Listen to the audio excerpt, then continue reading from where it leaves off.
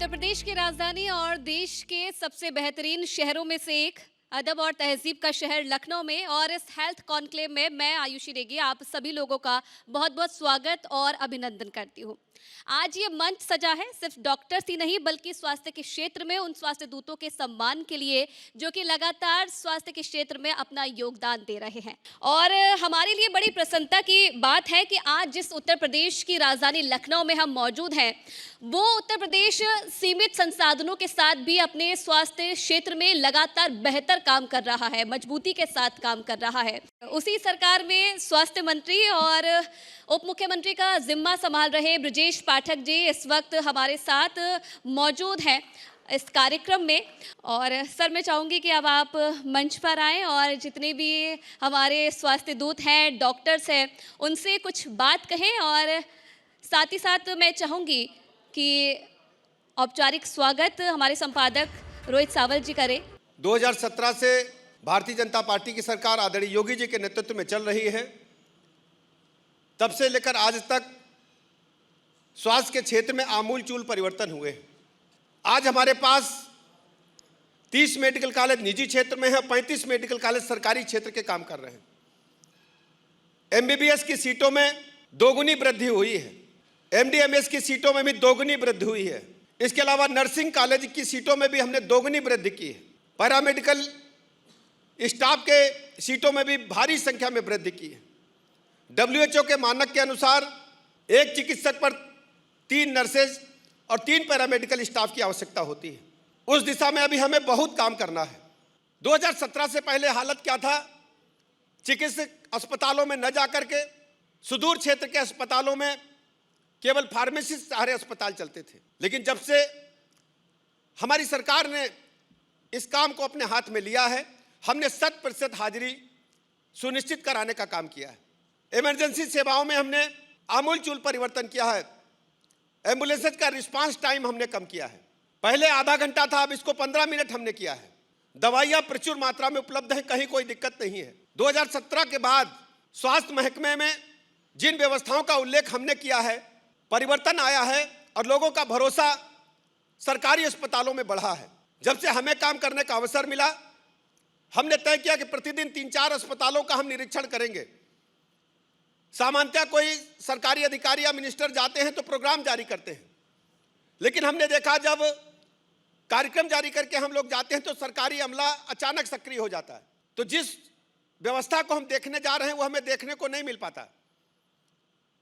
हम पूरा सरकारी व्यवस्था छोड़ करके अकेले 1-2 लोगों को साथ में लेकर के अस्पताल में जाकर के देखते हैं कि मरीजों के साथ हमारे चिकित्सकों का व्यवहार कैसा है, पैरामेडिकल स्टाफ का व्यवहार कैसा है, नर्सेज का व्यवहार कैसा है, पर्चा बनने में कठिनाई तो नहीं हो रही है, बैठने के इंतजाम बेंचेज हैं कि नहीं है, एम्बुलेंसेज कैसा काम कर रहे हैं। जब मैंने धरातल पर जाकर देखा तो जो भी कमियां हमें मिली उनको लगातार हमने सुधारने का काम किया है। हमारी जिम्मेदारी कि अपने हॉस्पिटल्स को हम देखें और लोगों को उच्च कोटि की चिकित्सा व्यवस्था उपलब्ध कराएं। मैं प्रदेश के लोगों को आपके चैनल के माध्यम से भरोसा दिलाता हूं कि हम प्रदेश के एक नागरिक को उच्च कोटि की चिकित्सा व्यवस्था उपलब्ध कराने का काम करेंगे। और माननीय प्रधानमंत्री नरेंद्र मोदी जी की आयुष्मान कार्ड योजना के माध्यम से असाध्य रोगों का इलाज 5 लाख तक का निःशुल्क इलाज हमारे यहाँ सूचीबद्ध अस्पतालों में उपलब्ध है। आप सब लोग अपने नज़दीकी स्वास्थ्य केंद्र पर जाकर के आयुष्मान कार्ड लेकर के चिंता मुक्त हो जाइए। निःशुल्क चिकित्सा व्यवस्था के लिए हमारी सरकार प्रतिबद्ध है। एक बात मैं और कहना चाहता हूँ, जिन भाई बहनों का नाम आयुष्मान कार्ड की सूची में है उनको आयुष्मान कार्ड बनवाने की आवश्यकता नहीं है। ऐसे किसी भी अस्पताल में CSC स्तर के जाकर के आयुष्मान कार्ड की केवल सूची में नाम होना चाहिए, आपको निःशुल्क चिकित्सा व्यवस्था मिलेगी। बिल्कुल चिंता की आवश्यकता नहीं है। मैं पुनः आपके चैनल के माध्यम से प्रदेशवासियों को भरोसा दिलाता हूं और APP गंगा का बहुत बहुत आभार प्रकट करता हूं। धन्यवाद। और अब इंतज़ार की घड़ी खत्म हो गई है क्योंकि अब बारी है उस पल का जिसके हमें बहुत बेसब्री से इंतज़ार था, यानी कि जितनी भी विभूतियां हैं हमारे बीच में मौजूद स्वास्थ्य जगत की, उन्हें सम्मानित करने का। और हमें ज्वाइन किया है हमारे संपादक रोहित सावल जी ने। सबसे पहले मैं इन्वाइट करना चाहूँगी डॉक्टर शिव शंकर शाही जी, मैनेजिंग डायरेक्टर हैं शाही ग्लोबल हॉस्पिटल गोरखपुर से, वो हमारे बीच में आए। Doctor Shiv Shankar Shahi, managing director Shahi global hospital Gorakhpur. उसके बाद मैं बुलाना चाहूँगी doctor Jaydeep Malhotra, and Narendra Malhotra, managing director है उज्ज्वल साइनेटिस्ट रेनबो हॉस्पिटल से। अपने विशेष कामों के लिए, अपने योगदान के लिए आज इन्हें सम्मानित किया जा रहा है। जोरदार तालियों के साथ मैं चाहूंगी कि आप सभी लोग इनका हौसला बढ़ाएं। उसके बाद मैं बुलाना चाहूंगी doctor Ashwini Gupta, managing director है smile maternity and child care centre से। सर प्लीज मंच पर आए। डॉक्टर अश्विनी गुप्ता, जोरदार तालियों से स्वागत कीजिए, तालियों की कमी नहीं होनी चाहिए।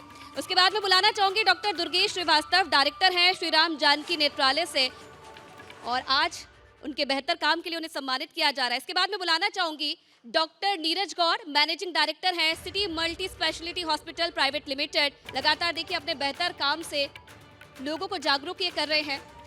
उसके बाद मैं बुलाना चाहूंगी डॉक्टर पंखुड़ी जौहरी को, मैनेजिंग डायरेक्टर हैं श्री राम जानकी नेत्रालय से।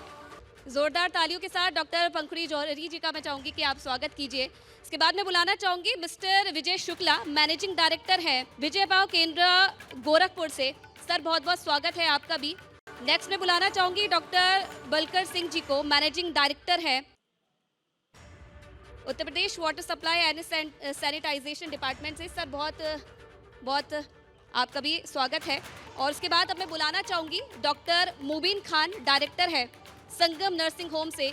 इन्हें भी आज इनके बेहतर काम के लिए, जिस तरीके से जनता के बीच में रहकर ये अपना बेहतर काम कर रहे हैं, अपना योगदान दे रहे हैं, उनके लिए सम्मानित किया जा रहा है।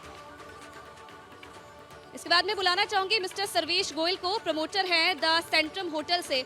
आपका भी बहुत बहुत स्वागत है और मैं चाहूंगी कि मंच पर आइए। देखिए mister Sarvesh Goyal, promoter the Centrum hotel. इसके बाद मैं बुलाना चाहूंगी श्री राधा कृष्ण त्रिपाठी जी, सूचना सलाहकार, वरिष्ठ सूचना सलाहकार नमामि गंगे जलापूर्ति विभाग से हमारे बीच में आज है, और इनके बेहतर काम के लिए आज इन्हें सम्मानित किया जा रहा है। लगातार देखिए इस विभाग में बेहतर काम ये कर रहे हैं और बहुत बहुत बधाई इनको। उसके बाद में बुलाना चाहूंगी खालिद अली, मैनेजिंग डायरेक्टर हैं मल्टीगेन फाइनेंशियल सर्विस से हमारे बीच में मौजूद है। सर आपका भी बहुत बहुत स्वागत है और मैं चाहूंगी कि मंच पर आइए। एक बार जोरदार तालियां इन सभी लोगों के लिए जो कि लगातार देखिए अपने उत्कृष्ट कार्य के लिए अपनी पहचान बना रहे हैं, और आज स्वास्थ्य मंत्री जी की तरफ से इन्हें सम्मानित भी किया गया है। और मैं चाहूंगी कि सर अब आप मंच पर मौजूद रहिए और अपने संवाददाता को मैं आग्रह करूंगी कि सर को एबीपी गंगा की तरफ से एक स्मृति चिन्ह भेंट कीजिए।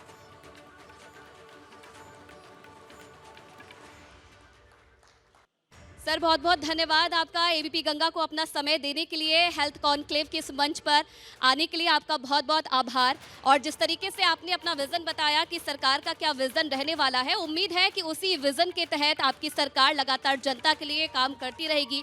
और मैं अब मंच पर बुलाना चाहूँगी डॉक्टर बलकार सिंह जी को, मैनेजिंग डायरेक्टर हैं Uttar Pradesh water supply and sanitization department से।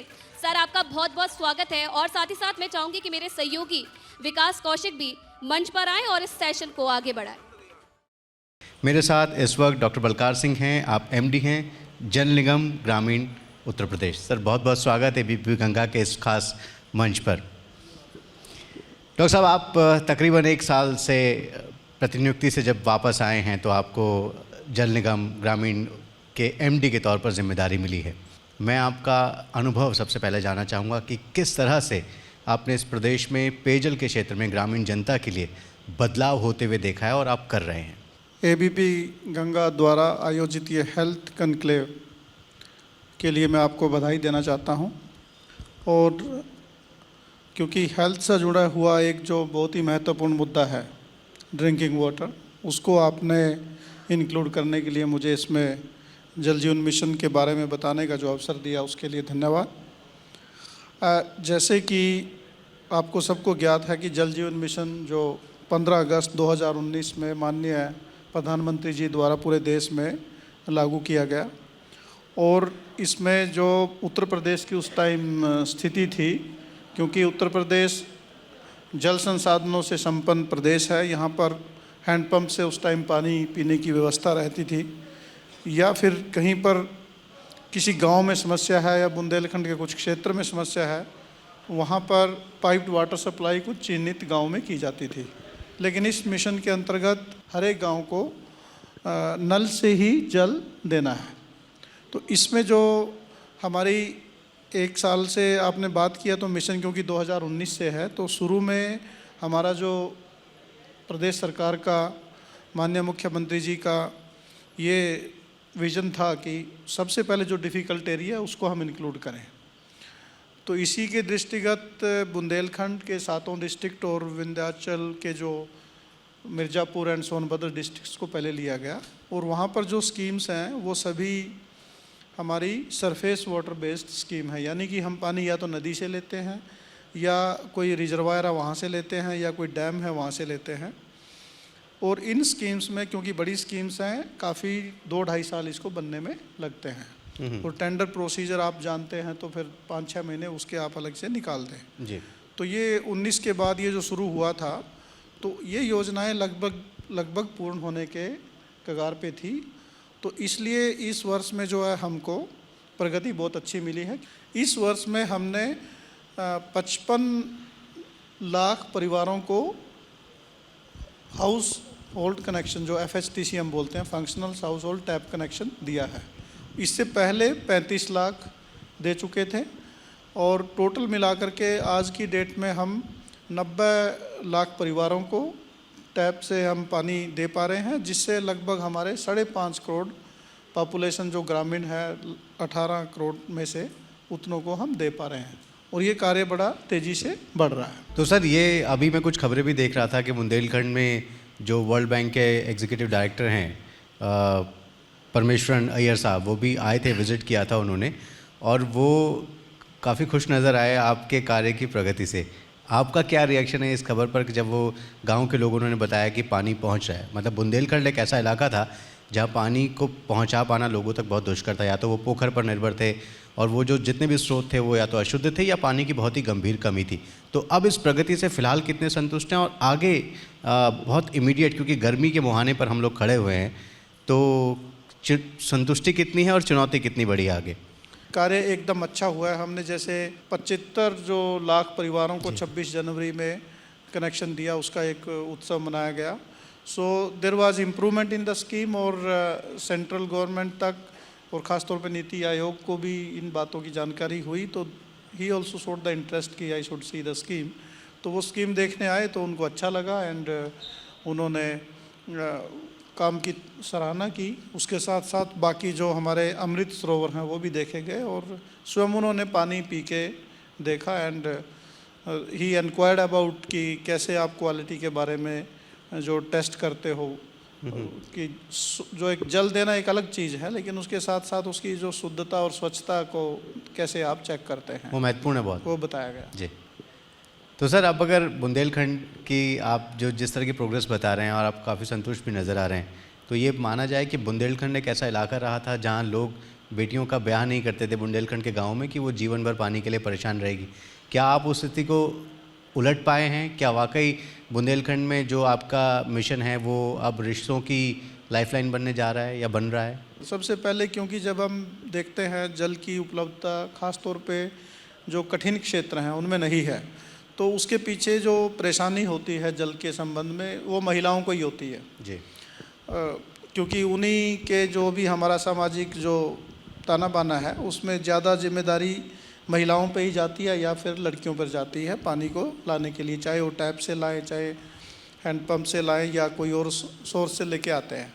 सो इस जल जीवन मिशन में यही सबसे बड़ा एक उद्देश्य था कि ये जो ड्रजरी है जो महिलाओं के प्रति, तो उनको कम करने का एक उद्देश्य था, ताकि जो हमारी माताएं हैं वो अपने जो ज़्यादा एक प्रोडक्टिव जो वर्क है घर में जो होता है, बच्चों की एजुकेशन है या अन्य कोई कार्य है घर में, उसकी तरफ दें।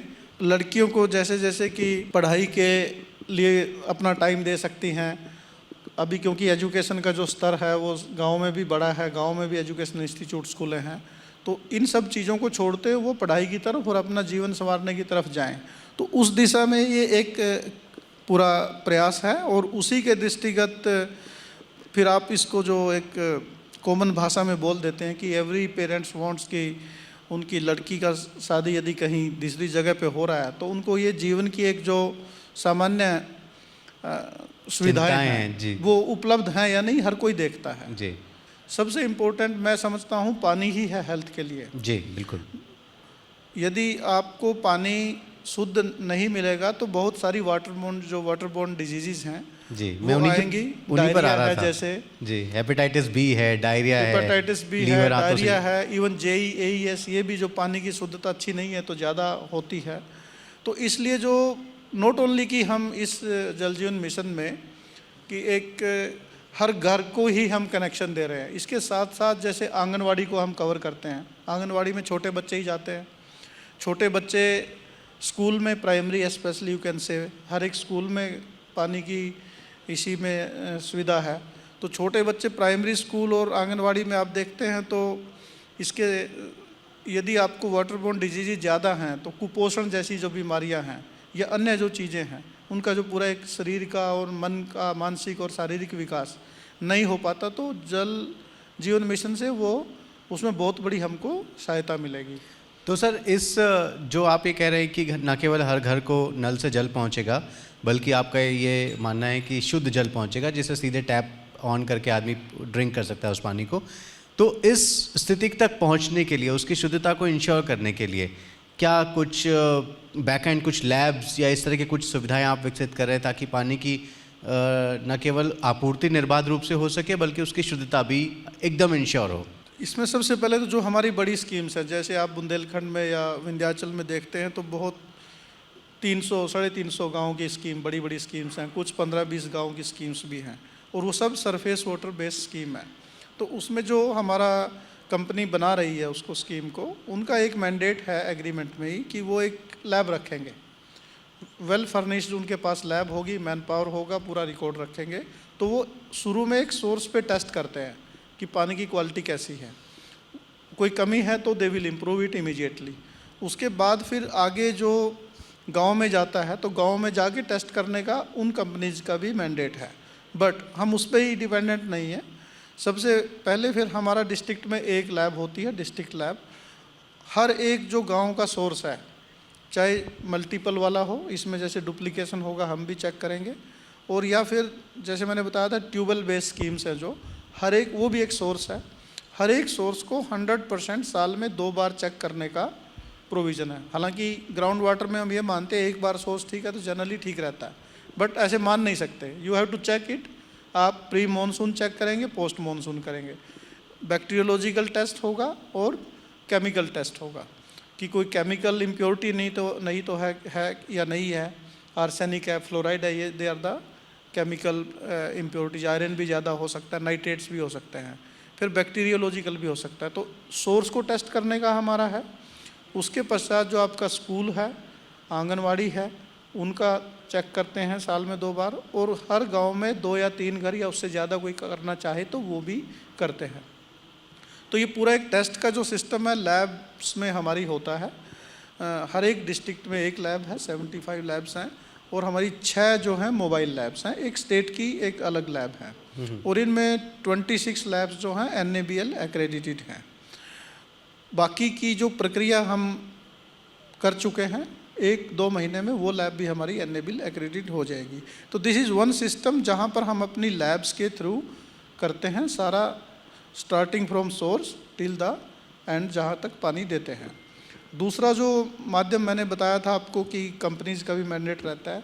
तीसरा जो माध्यम है जो सबसे महत्वपूर्ण है कि हर एक गांव में 5 महिलाओं का एक समूह है, उसको ट्रेन किया गया है, और 4,80,000 जो महिलाएं हैं उनको ट्रेन किया गया है, क्योंकि लगभग हमारे 95-96 हज़ार गाँव उत्तर प्रदेश में बनते हैं, तो 5 का करते हैं, तो 4,80,000-85,000 महिलाओं को पहले ट्रेन किया गया कि वो कैसे उनको फील्ड लेवल में, लैब के टेस्ट थोड़े से ज़्यादा साइंटिफिक हैं क्योंकि वहाँ इक्विपमेंट हैं, केमिकल्स हैं, बट फील्ड ट्रैवल किट होती है जिसमें फील्ड में आप टेस्ट कर सकते हैं जी। तो उन टेस्टों को करने के लिए उनकी ट्रेनिंग दी जाती है, रजिस्ट्रेशन किया जाता है। तो 4,80,000 महिलाओं का अलग अलग डिस्ट्रिक्ट्स में, ब्लॉक्स में जाके ट्रेन करना, एक तो इससे सबको, महिलाओं को अवेयरनेस बहुत आई। दूसरा, उनको पानी के जो अन्य महत्व हैं वो भी साथ साथ में समझाए गए जी। तो इनका महिलाओं की ट्रेनिंग करने से अवेयरनेस भी हुई। तो 4,80,000 महिलाएं, और ये सभी महिलाएं हैं। जैसे शुरू में बताया कि मिशन का जो एक पर्पज़ ये भी है कि इसमें महिलाएं जितनी ज़्यादा जुड़ेंगी उतना ही ज़्यादा इसके उद्देश्य हम लाभ पूर्ण मिलेंगे। अच्छे कर पाएंगे। जी। तो इन्होंने फिर क्या कि हर एक गांव में एक एक किट दिया गया, 100 टेस्ट कर सकते हैं एक किट में। तो इन टेस्ट्स को इन्होंने किया और हमने लगभग 82 लाख के आसपास जो है टेस्ट किए हैं।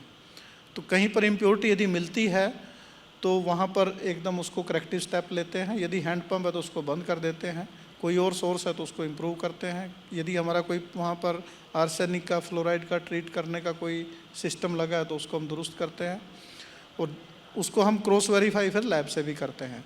तो इसलिए जो हमारे जो 3 मैकेनिज़्म हैं ये वाटर क्वालिटी को टेस्ट करने के, तो वो बड़ा अच्छा हमारा परफॉर्मेंस भी है पूरा देश में देखते हैं तो स्टेट का।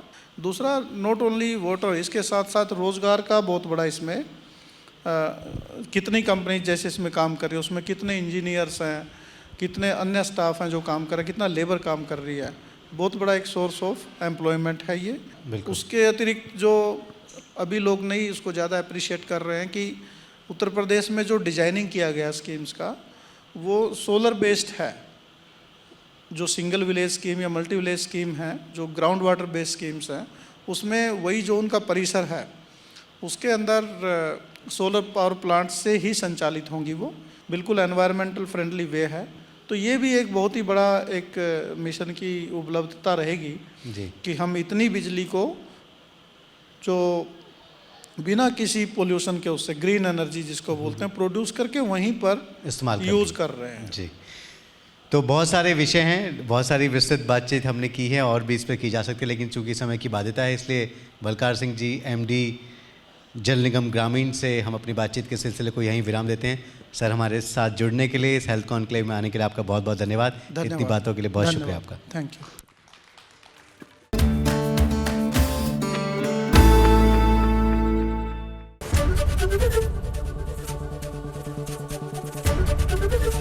ABP गंगा, खबर आपकी, जुबान आपकी।